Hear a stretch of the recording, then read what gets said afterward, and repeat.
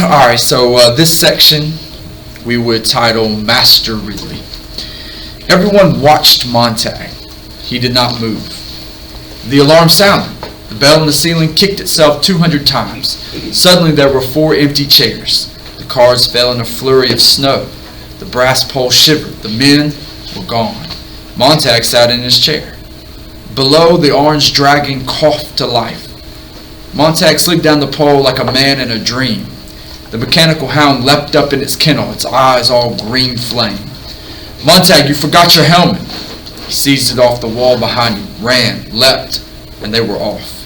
The night wind hammering about their siren scream and their mighty metal thunder.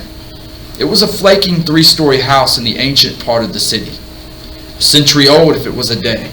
But like all houses, it had been given a thin fireproof plastic sheath many years ago. And this preservative shell seemed to be the only thing holding it in the sky. "Here we are!" The engine slammed to a stop. Beatty, Stoneman, and Black ran up the sidewalk, suddenly odious and fat in their plump fireproof slickers. Montag followed. They crashed the front door and grabbed at a woman, though she was not running. She was not trying to escape. She was only standing, weaving from side to side, her eyes fixed upon a nothingness in the wall as if they had struck her a terrible blow upon the head. Her tongue was moving in her mouth, and her eyes seemed to be trying to remember something, and then they remembered and her tongue moved again. "Play the man, Master Ridley. We shall this day light such a candle, by God's grace in England, as I trust shall never be put out." "Enough of that," said Beatty. "Where are they?" He slapped her face with amazing objectivity and repeated the question. The old woman's eyes came to a focus upon Beatty. "You know where they are, or you wouldn't be here," she said. Stoneman held out the telephone alarm card with the complaint signed in telephone duplicate on the back. Quote, "Have reason to suspect attic, 11, number Elm, City, EB," end quote. "That would be Mrs. Blake, my neighbor," said the woman, reading the initials. "All right, men, let's get 'em." Next thing they were up in musty blackness, swinging silver hatchets at doors that were, after all, unlocked, tumbling through like boys all rollick and shout, "Hey!" Fountain of books sprang down upon Montag as he climbed, shuddering up the sheer stairwell. How inconvenient! Always before it had been like snuffing a candle. The police went first and adhesive taped the victim's mouth and bandaged him off into their glittering Beetle cars. So when you arrived, you found an empty house. You weren't hurting anyone. You were hurting only things. And since things really couldn't be hurt, since things felt nothing and things don't scream or whimper, as this woman might begin to scream and cry out, there was nothing to tease your conscience later. You were simply cleaning up, janitorial work essentially. Everything to its proper place. Quick with the kerosene. Who's got a match? But now, tonight, someone had slipped. This woman was spoiling the ritual. The men were making too much noise, laughing, joking, to cover her terrible, accusing silence below. She made the empty rooms roar with accusation, shake down a fine dust of guilt that was sucked in their nostrils as they plunged about. It was neither cricket nor correct. Montag felt an immense irritation.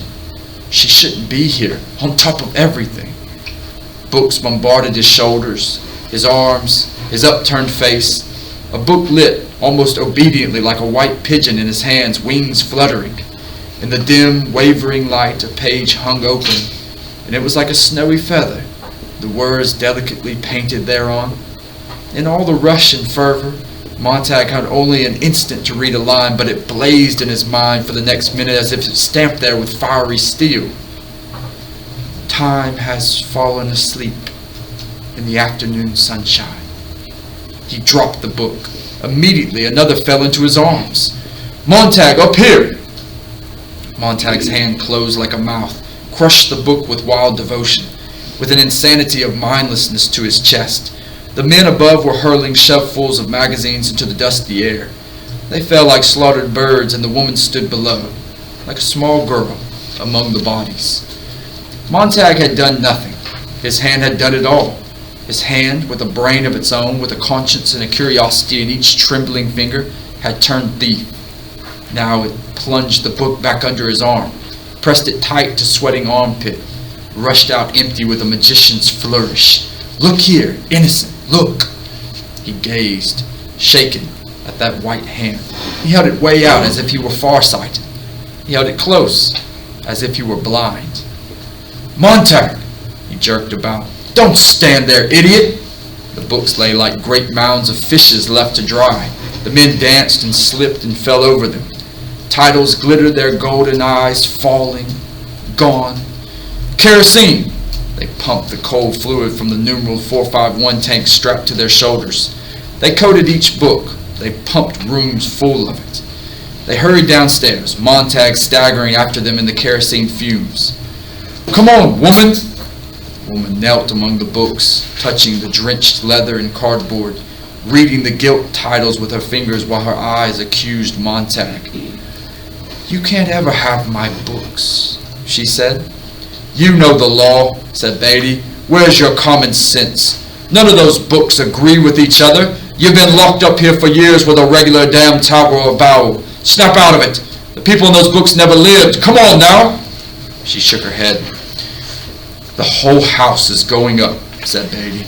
The men walked clumsily to the door. They glanced back at Montag, who stood near the woman. "You're not leaving her here," he protested. "She won't come." "Force her then." Beatty raised his hand in which was concealed the igniter. "We're due back at the house. Besides, these fanatics always try suicide. Pattern's familiar." Montag placed his hand on the woman's elbow. "You can come with me." "No," she said. "Thank you anyway." "I'm counting to 10, said Beatty. 1, 2. "Please," said Montag. "Go on," said the woman. 3, 4. "Here." Montag pulled at the woman. The woman replied quietly, "I want to stay here." 5, 6. "You can stop counting," she said. She opened the fingers of one hand slightly, and in the palm of the hand was a single, slender object, an ordinary kitchen match. The sight of it rushed the men out and down away from the house, Captain Beatty keeping his dignity back slowly through the front door, his pink face burnt and shiny from 1,000 fires and night excitements. God, thought Montag, how true! Always at night the alarm comes, never by day. Is it because fire is prettier by night? More spectacle, a better show? The pink face of Beatty now showed the faintest panic in the door. The woman's hand twitched on the single matchstick. The fumes of kerosene ballooned up about her. Montag felt the hidden book pound like a heart against his chest. "Go on," said the woman, and Montag felt himself back away, and away out the door, after Beatty, down the steps, across the lawn, where the path of kerosene lay like the track of some evil snail. On the front porch where she had come to weigh them quietly with her eyes. Quietness of condemnation. The woman stood motionless. Beatty flicked his fingers to spark the kerosene. He was too late. Montag gasped. The woman on the porch reached out with contempt to them all, struck the kitchen match against the railing. People ran out of houses all down the street.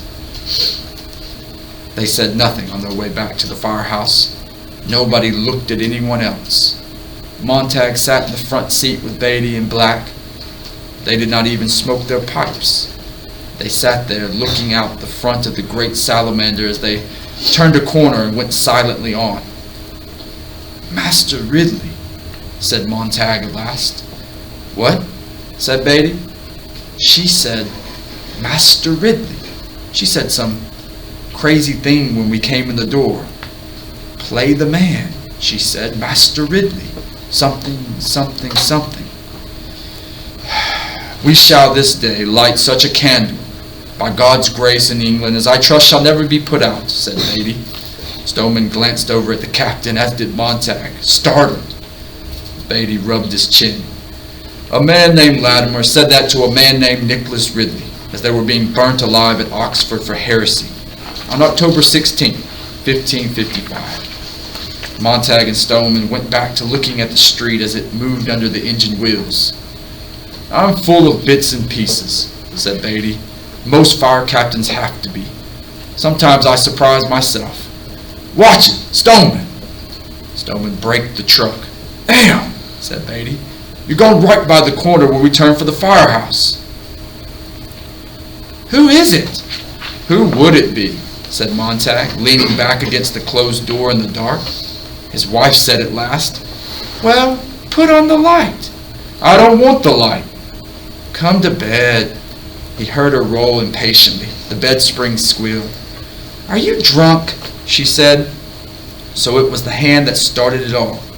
He felt one hand and then the other work his coat free and let it slump to the floor. He held his pants out into an abyss and let them fall into darkness. His hands had been infected, and soon it would be his arms. He could feel the poison working up his wrists and into his elbows and his shoulders, and then the jump over from shoulder blade to shoulder blade like a spark leaping a gap. His hands were ravenous, and his eyes were beginning to feel hunger, as if they must look at something, anything, everything. His wife said, What are you doing? He balanced in space with the book in his sweating, cold fingers. A minute later she said, Well, just don't stand there in the middle of the floor. He made a small sound. What? She asked. He made more soft sounds. He stumbled toward the bed and shoved the book clumsily under the cold pillow. He fell into bed and his wife cried out, startled. He lay far across the room from her, on a winter island separated by an empty sea. She talked to him for what seemed a long while, and she talked about this and she talked about that, and it was only words, like the words he had heard once in a nursery at a friend's house. A 2-year-old child building word patterns, talking jargon, making pretty sounds in the air. But Montag said nothing, and after a long while, when he only made the small sounds, he felt her move in the room and come to his bed and stand over him and put her hand down to feel his cheek. He knew that when she pulled her hand away from his face, it was wet. All right, that's where we'll end the reading.